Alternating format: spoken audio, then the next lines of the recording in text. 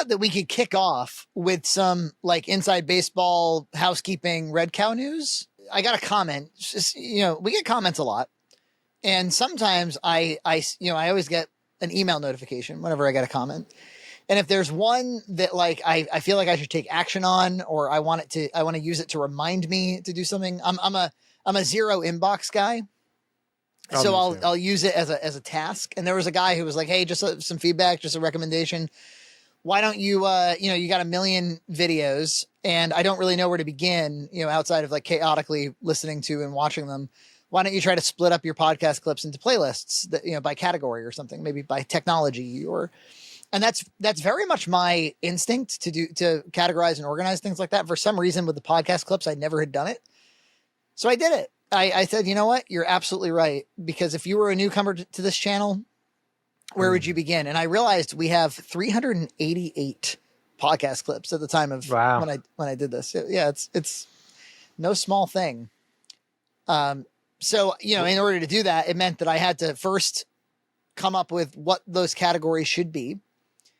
And then I had to sit there and, open, 10 at a time in different tabs and then save them to the playlists I think they should be saved to. And there's a lot of cross listing. There's stuff, it's like, maybe in one clip we talk half about entertainment news and half about a movie. So it'd be like movie reviews and entertainment news. Mm-hmm. So these are the ones I came up with, the logical, organization here. So this one had already existed. Halloween clips. So if you're ever in the Halloween mood, you just go to every time we talked about Halloween stuff around Halloween.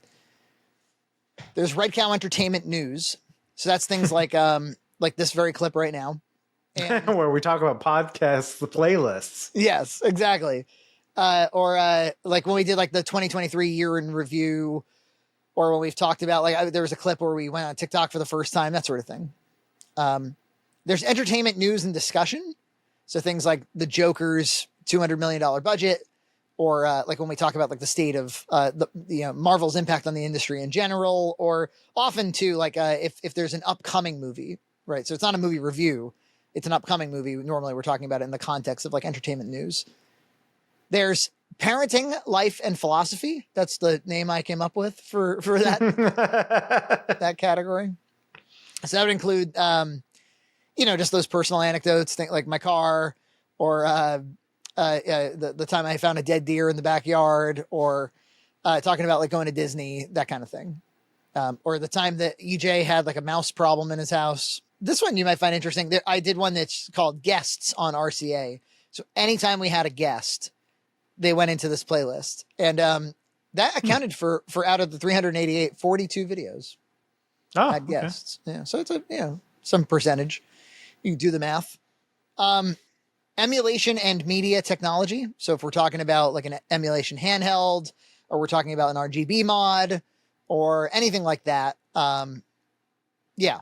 Oh, I included in that like some like camera technology too. So technology discussions. Yeah. YouTube and slob news. So we're going to eventually get to a Cinemassacre Screenwave category as well. People go, what's the difference? Well, YouTube and slob news would include things like the Scott the Woz clip, or retro, talking about Retro Bird, or like if I'm suggesting a YouTube feature request or something. It's just like all YouTube news. Star Wars Theory when he had his slob issues. It's kind of like all things YouTube. Filmmaking discussion. So whenever we're going into depth about like filmmaking. Collecting and legacy media. So there have been times where I presented like, I bought like that Power Rangers comic book collection, or like the TMNT, like Shredder's Revenge collection, or when EJ and I are collecting CRTs or like VHS tapes, collecting, and the pan and scan discussion. Video games should be self-explanatory. So if it's a video game discussion, it's going to be in that playlist. That's 113 videos. It's a lot of game talk on here. Yeah, but not enough for Jason Graves to call us a gaming YouTuber. You are not gaming YouTubers. Sorry. And it's not even close. I was sitting around watching YouTube, as I am one to do. It does sound like a discount Sega Lord X impression. I'm sorry. What should it sound like? I don't know. Not like that. TV and streaming series. So like Ted, or House House of the Dragon or whatever. House Dragon. What's the it House called? Dragon. House It's of Cards. Dragon. EJ Gaming Tech videos. There's only 11 of those, but those are the ones that are like the fully produced. And I put in there like the ones that had been uploaded to the other channel. So you can get if all you want is like EJ ASMR, him doing engineering projects, that's where you go to. I'm working on one more right now. What is it? You're looking at it behind me. Oh, It's the I RGB modded it, so it was successful. I don't have to throw this into a dumpster. yeah. Commentary on Cinemassacre and Screenwave. That one has existed for a while. And then movies and streaming specials. So if we're reviewing movies, like standalone pictures, and that's it. And if you go to the channel itself, like if you actually go to whatever, youtube.com/@redcowarcade, you'll see this right on the front page, or at least all of the major playlists are kind of there, curated in order of what I think might be interesting to the most, the broadest population. There's also, YouTube added something a few months ago, maybe a year ago. I don't know exactly, but they kind of auto-enabled something called For You on everybody's channel. And it's an algorithmic, like, based on your recommendations, we think you'd like these videos on this channel. And I waffled on whether or not to keep it here because I would rather curate it for them than leave them up to, my fear was that if you just did that it would only recommend like Bimmy stuff. And then they would never be able to go deeper. But we did some testing on Discord and everybody was saying like, no, I got the Boogie one, or I got your Portuguese RGT one, or I got Quentin Reviews or Flower Gothic or whatever. So I got all Bimmy stuff. But, what are you gonna do? But yeah, after that you get all the playlists. So a little bit of an intensive project, but I think well worth it. And now really easy to keep up with this categorization system. I find it satisfying. The reviews are coming in. People love the playlists. Well, it makes sense, I guess, because if you're like, okay, I jive with these guys, they're easy to put on their videos. I want to, put something on that I'll be like, I'll enjoy consistently. But you're like, but I don't want it to autoplay some video about some topic that I know nothing about or I don't care about. So maybe you're like, okay, they have 118 video game videos. I'll just autoplay that playlist. Now we got a good option for you. Not gonna lie, I have your video on as background noise. I do that a lot too. I watch a lot Red Cow Arcade. I got a something that I get a fair amount of are emails. I do get emailed. One time I shared a funny email from who we thought was a bot. It turned out it was a Russian fan. Sorry. And they were pissed off that we joked about them. Mea culpa, mea culpa, mea culpa. Niet. But I got, and this is a real person because I've seen him comment. I will omit his name, and he'll be the next person to be pissed off at me for reading his email on the podcast. But it's too funny. I have to share it with you. It's one of the strangest things I've ever received in my inbox. Okay. Hello, my name is omitted. I have an idea for a show. I am considering do it myself, but I am missing an ear and one of my fingers from get into fights with stray dogs. Okay. Should I pause there for applause? Continue. So I think you, capital U, or capital Y, and your, capital Y, channel would be more better for this. However, I would like you to pay me $1.25 per episode you make, please. Oh, okay. So he's not doing this for free. It's $1.25. Okay. This is we have to pay him for this idea. Okay. Yeah. I would pitch a new video series to sample drinking different brands and flavors of Listerine and mouthwash.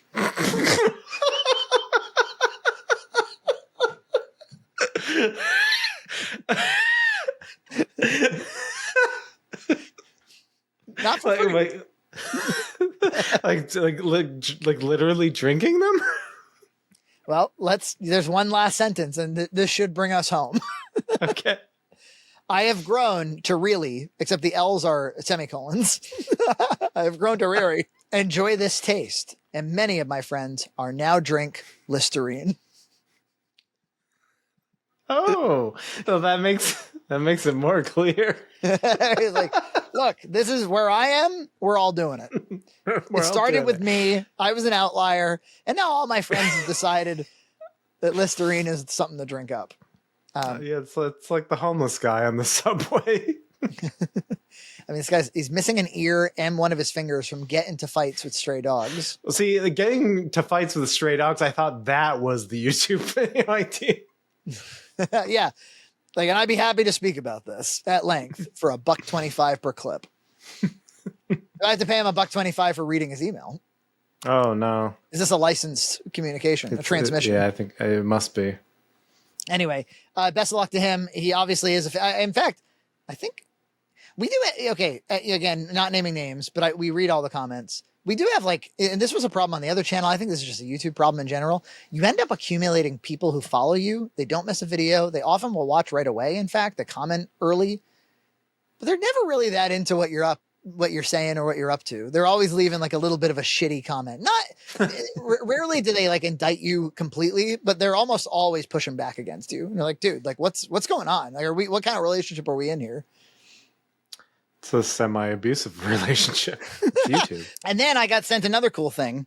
I think it's cool, probably. We've had a couple of fans who have written books and they've wanted to let me know about their books. Like one guy wrote one about Ed Wood and it sent me like a digital copy. This dude, his name is Brett Gubitosi with illustrations by Bertie Sander, which sounds a little bit like the politician. The book is called The Dear Adventures of Timothy and Jimothy, which is very close to Bimothy. But it's a children's book. It's like a children's novel. It's like, like the slightly larger print and, like 93 pages. Like, remember that kind of book from third grade? Right. And, he was like, hey, I wrote a book. Like maybe you and Glow would enjoy it. And, at first I was like, I don't know, maybe. But she's in Cub Scouts right now and she's real into, nature and, survival and shit. She's like pretty into it. You might be wondering, like, Cub Scouts, don't they do brownie scouts? And yes, but for some reason in my town, they don't have a brownie scouts troop. And they were like, well, I guess what happened was the Cub Scouts were big. And then post-COVID, they all collapsed. And everybody, it's one of those things where, like, scouts had just a lot of momentum. And then COVID killed the momentum.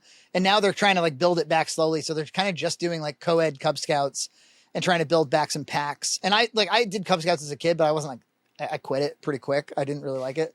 But actually it's been kind of fun. She needs some of this.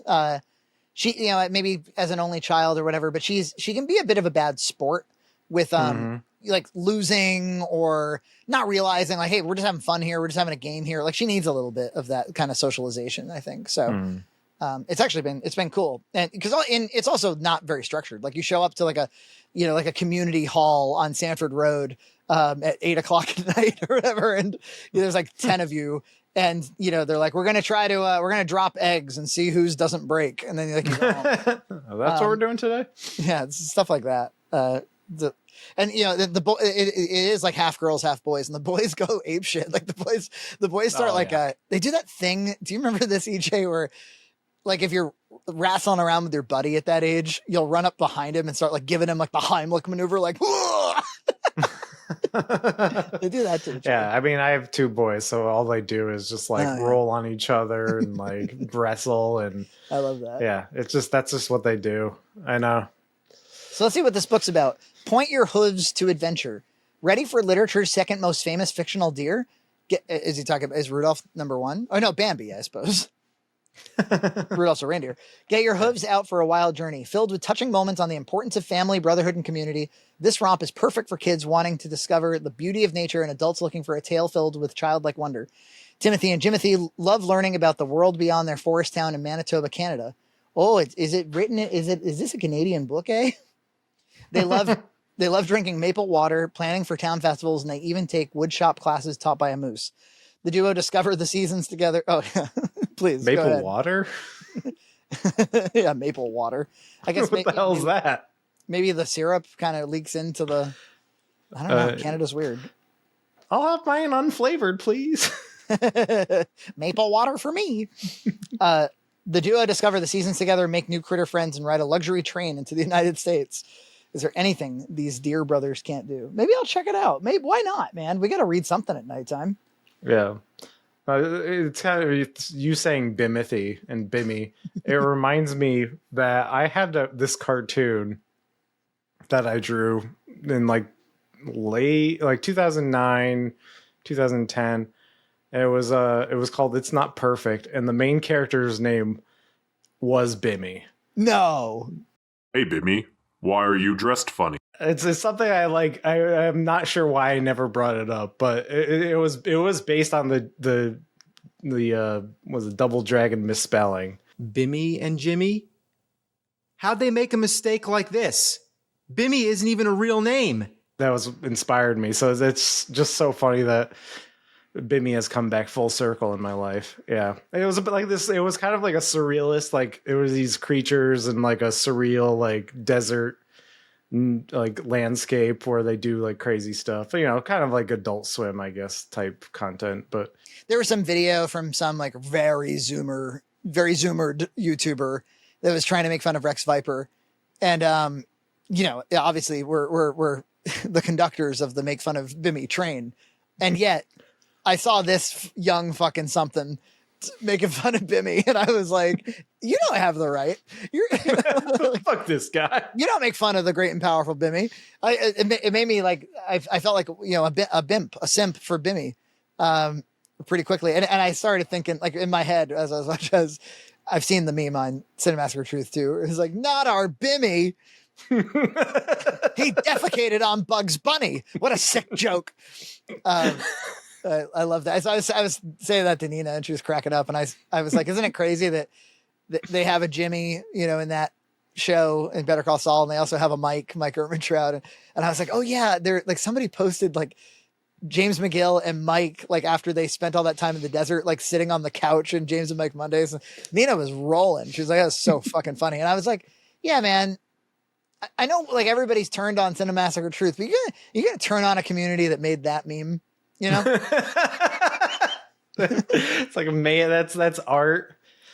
Don't get me wrong. There's a lot of bitches over there, but there's also some genius creatives too. You know, you can't throw out the baby with the bathwater. And finally, just in other us news, yeah, we actually did do that cool.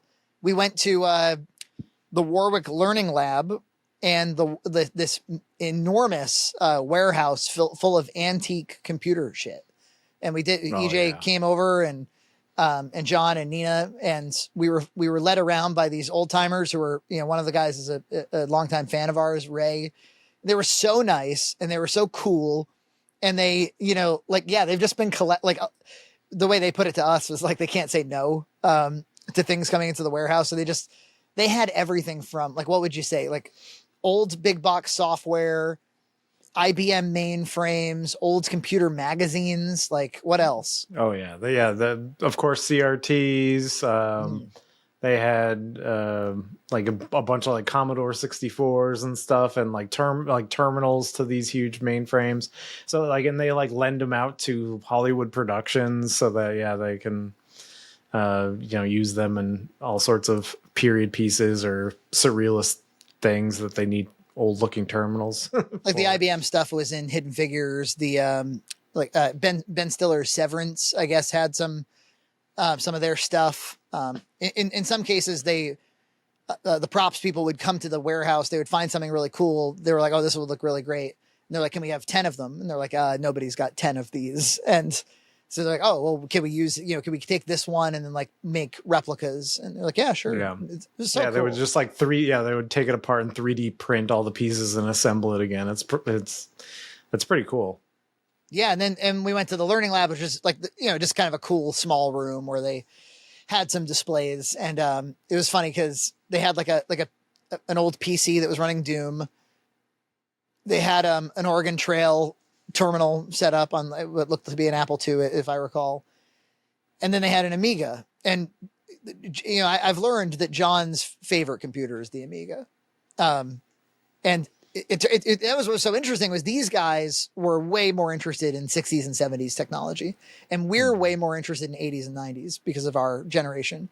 So John was like, if a capacitor blows or if there's some kind of like other, like, you know, like a chip failure or something like that, these guys can manage parts. They can change parts. They can get things to power back on. But if you have any questions about the software or anything for some of those like 80s computers, they don't know anything. So they've been trying to encourage John to volunteer there or help out with their YouTube presence or whatever. And I was kind of like subtly telling John, I was like, dude, you like, why not? What else you got going on? And he was like, yeah, maybe I will. So I may continue to push him in that direction. I think it'd be good for him. Yeah. He seems like interested, like he wants to. Yeah. I don't know if he's like I think he's like fighting his inner urge to not do it, but I think he wants to do it. Yeah.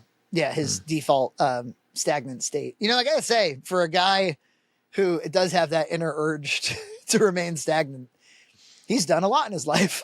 Yeah. Pretty impressive.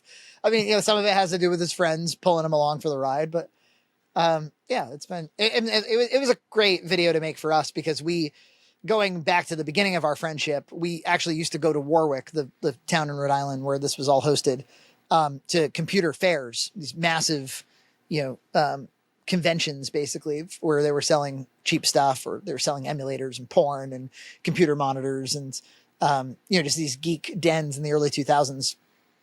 And so they don't have that anymore, but it was great to kind of go back to Warwick and do something adjacent to it. So definitely watch out for those videos. I'm still, we shot 2 weekends in a row of a bunch of BoxMac stuff. Now a bunch of like this on location Pewtersmith stuff. So I have my work cut out for me in editing, and they're all high effort edits. So it'll probably take a few months to get them all out, but each one should be fun.